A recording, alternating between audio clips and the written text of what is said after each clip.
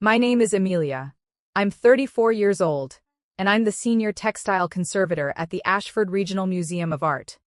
The woman museums call when a 400-year-old tapestry is unraveling and nobody else will touch it. I was disowned by my family at 26, sitting at my own grandmother's dining table, and by the time they came looking for me again, I was overseeing a 7-figure acquisitions budget and had my name on the byline of 3 peer-reviewed conservation papers.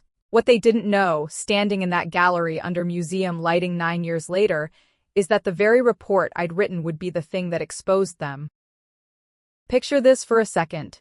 A woman in a navy blazer, cotton gloves still tucked in her pocket from handling the exhibit an hour earlier, standing at a podium while her own sister, dressed in ivory silk, waits to be called Generous Donor of the Year. That's where this story ends. I'm not going to tell you how we got there yet. I just need you to know it happens, and I need you to know it happens in front of 140 witnesses.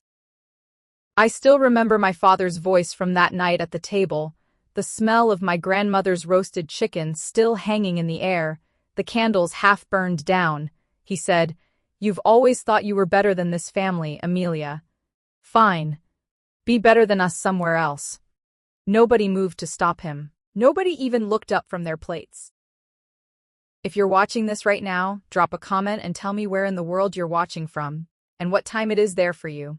I read every single one. Now let me take you back to where this actually started.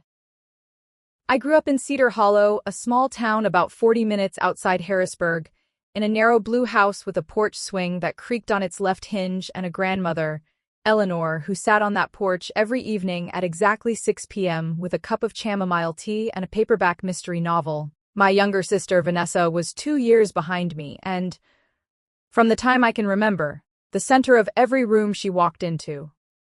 She got the piano lessons, 45 minutes every Tuesday with a teacher named Mrs. Kowalski. She got the car at 16, a used Honda Civic my parents scraped together $4,200 for, silver, with a bow on it in the driveway. I got a bus pass and a part-time job at the fabric store on Main Street, folding bolts of cotton and gabardine for $6.75 an hour, which is, funny enough, exactly where I fell in love with textiles in the first place.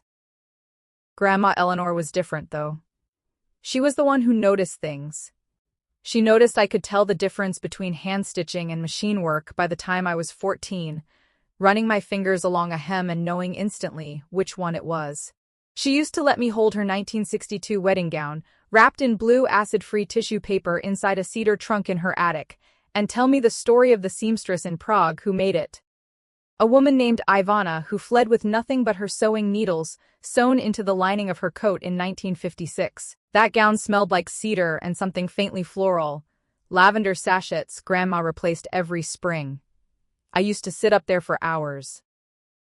I got my degree in textile conservation from a small but respected program in Delaware, graduated in May of 2014 with $38,000 in student debt, and took an entry-level position at a regional museum, making $31,000 a year, cataloging donated linens in a basement room with bad fluorescent lighting. My parents didn't come to my graduation. My father said the drive was too much on a work week. 18 months later, Vanessa's boutique opening in downtown Cedar Hollow got a catered party with 60 guests, a string quartet, and my mother crying happy tears in a photo that got framed and hung in the hallway. The break came on November 23, 2017, at 7:40 p.m., 4 days before Thanksgiving. Vanessa's boutique, a small women's clothing store she'd opened in a rented storefront on Main Street, was drowning. She needed a co-signer on a $180,000 expansion loan to open a second location 2 towns over. My parents had already maxed their credit cards trying to prop up her inventory orders. So they asked me. I said no. Not out of spite. I'd seen her books 2 weeks earlier, over coffee at a diner, when she'd shown them to me thinking I'd be impressed by the projections. The store was $61,000 in the red with declining foot traffic month over month, and a lease she couldn't sustain even at current volume. Co-signing meant risking my own credit, and at the time I was trying to qualify for a mortgage on a 1-bedroom condo near the museum. I told her, calmly, sitting across from her in that diner booth. I can't put my name on this, Vanessa. I'm sorry. The numbers don't support it. That one no ended everything. My mother, Diane, stopped answering my calls within a week, letting them ring through to voicemail every single time. My father, Richard, sent one text, no punctuation. Family helps family, guess you're not really one of us. Then, at Thanksgiving, in front of my grandmother, my Aunt Carol, and my two cousins, Devin and Priya, no relation to the attorney I'd later hire, just a strange coincidence of names. He said the line I told you about earlier, the "be better than us somewhere else" line, and nobody at that table said a word in my defense. Not even Grandma Eleanor, who just stared at her plate, her hands trembling slightly around the edge of her napkin. I didn't cry at that table. I want to be clear about that. I sat there for exactly 4 more minutes, finished my glass of water, thanked my grandmother for the meal, and left. I didn't slam the door. I didn't raise my voice. I drove the 40 minutes back to my apartment in complete silence, radio off, hands steady on the wheel, and let myself feel it there, alone, in my own kitchen, where nobody got to witness it and call it weakness. The person who caught me that year was my supervisor at the time, Dr. Miriam Voss, head conservator at the museum, 61 years old, sharp as anything, with reading glasses always pushed up into gray hair pulled back in a loose bun. She'd lost her own family early in her career to a similar rift over money and never remarried, never had children. She started inviting me to her house on Sundays for soup, usually something simple, lentil or minestrone, served in mismatched bowls at her kitchen table. She's the one who told me, stirring a pot on her stove, "Document everything, Amelia. Not because you're planning revenge. Because someday you'll need the truth to defend itself, and truth needs paperwork." I started a binder that year, navy blue, 3 inches thick eventually. Emails. Screenshots. The one voicemail my mother left in March of 2019, 31 seconds long, asking if I'd come to my senses yet. Year 1, I got promoted to associate conservator, salary bumped to $44,000. Year 3, I was invited to present at a National Conservation Symposium in Chicago, my first time flying business class on the museum's dime. Year 5, I was appointed head of the Textile and Costume Provenance Department, salary $94,000, plus grant oversight on a $1.2 million acquisitions fund. Year 7, I published research on Eastern European bridal textiles of the mid-20th century in a respected conservation journal, research that, without my knowing it yet, would circle directly back to my own grandmother's cedar trunk in the attic of that blue house. The only contact from my family in those years was a returned birthday card in 2020, unopened, with "not at this address" scrawled across the front in my mother's handwriting. She knew my address. She'd sent a card to that exact same address the year before, and I'd thanked her for it. Then, in February of this year, Vanessa called, a number I hadn't seen light up my phone in nearly 6 years. Grandma Eleanor had passed away in January at 89, peacefully in her sleep, and Vanessa said the family wanted me to help authenticate a few pieces for the estate before probate closed. I agreed, mostly for Grandma, not for them. I told myself I could hold the professional at arm's length from the personal. 3 weeks later, my cousin Devin, the only one who'd quietly stayed in touch over the years through occasional texts, forwarded me a screenshot from the family group chat, timestamped 9:14 p.m. on a Thursday. Vanessa had written, "The estate paperwork is already settled in my favor, don't worry. I just need Amelia's museum letterhead on the authentication, so the insurance payout on the deaccession pieces goes through clean. She doesn't need to know the rest." I read that message at 11:52 p.m. on a Tuesday, standing in my kitchen still in my work clothes, blazer draped over a chair, and I felt something settle in me that wasn't rage. It was clarity, cold, and quiet.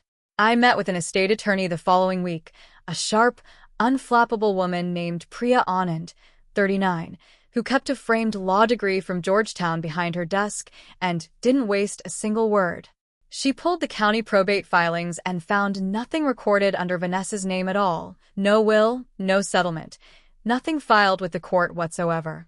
Then, digging through Grandma's old paperwork boxes at my request, she found something else entirely, A 1987 insurance rider grandma had filed on her wedding gown and textile collection, naming a specific intended recipient in the event of her death. Not Vanessa. Me. My grandmother had updated that rider in 2016, the same year she watched me hold that gown in her attic and correctly date its lace to a specific Prague workshop before I'd even officially started my degree. The museum gala was set for June 14th, 7 p.m., the opening night of our new textile heritage exhibition, 3 months in the planning, catered, press invited. Vanessa had donated 3 pieces from Grandma's estate, including the wedding gown itself, and was being publicly honored as the exhibition's lead donor, her name printed on the program in gold foil script. She stood at that podium in the ivory silk dress I mentioned at the start, smiling under the gallery lights, thanking her family's legacy for the opportunity to give back to the community. If any of this is hitting close to home for you, drop a comment, because I promise you're not the only one.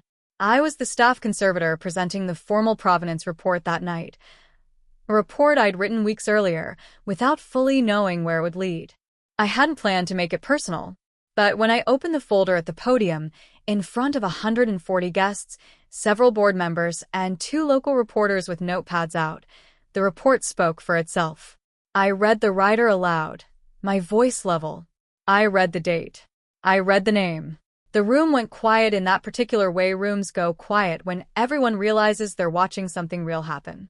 Vanessa's smile didn't move for almost 3 full seconds before it cracked.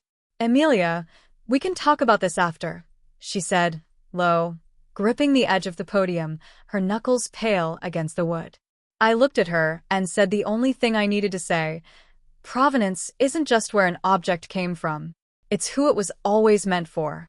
For 1 second, just one, I saw something honest in her face, not anger, but fear, real and unguarded. She whispered, almost to herself, "I didn't know how else to save the store." Then it was gone, replaced by the practiced defensiveness I'd grown up watching her use on our parents whenever she got cornered. "You're doing this to humiliate me," she said louder, and a board member gently guided her aside toward the reception room. "I didn't do anything else. I didn't need to." The museum's legal counsel opened an internal review that same week. The insurance payout Vanessa had already collected, $47,000 for the donated pieces, was frozen pending investigation. Her boutique, it turned out, closed permanently 11 days later, not because of me, but because her lender had already called the loan the month before, the same loan I'd refused to co-sign 9 years earlier. Devin texted me that night, just after 11. "I should have said something at that table in 2017. I'm sorry it took this long. That door, at least, is still open, and I intend to keep it that way. My parents haven't spoken to me since the gala. That's their choice to make, not mine to fix. I kept the gown. It's in our climate-controlled archive now, humidity held at exactly 50%, resting the way Ivana's stitches deserve to rest for nearly 70 years. Sometimes the truth doesn't need you to raise your voice. It just needs you to keep the receipts, do the work, and let the paperwork outlive the argument." If any part of this felt familiar to you, I want you to know that walking away from people who only valued you conditionally isn't betrayal. It's just the first honest thing you'll ever do for yourself.